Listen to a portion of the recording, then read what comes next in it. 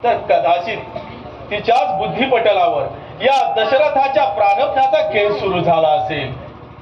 तिथं कोण कुणाला जिंकेल हा महत्वाचा प्रश्न राहील. पण वेडे, हे सर्व त्या नियतीशिवाय कुणीच कुणाला दर्शवू शकणार नाही. महाराज, आपण उभे तर आज आनंदात डुंबून गेलो असताना ही निराशमयी भीतीग्रस्त शब्द आपल्या मुखातून का बरं निघतात? छे छे वेडे, अगं आज तर मी फार आनंदात आहे. एवढा आनंद मला का झाला हे तू मला नाही विचारलंस. विचार विचार पाहू. जे विचारण्यासारखं होतं ते तर मला केव्हाच समजलेलं आहे. माझ्या लाडक्या रामचंद्रांच्या राज्याभिषेकासंबंधी बोलतात ना, हे तर आपल्या स्नुषेकडून मला केव्हाच समजलेलं आहे.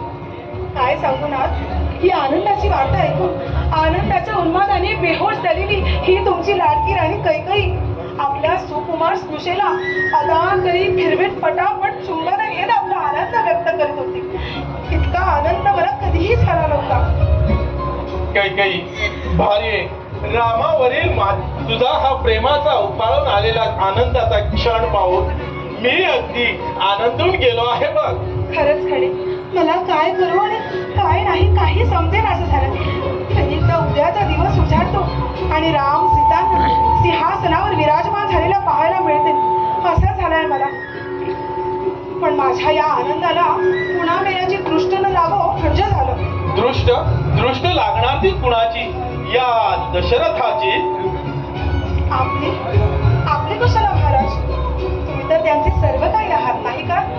हा दशरथ मोहमायेच्या मृगजाळात गोवला जाऊन.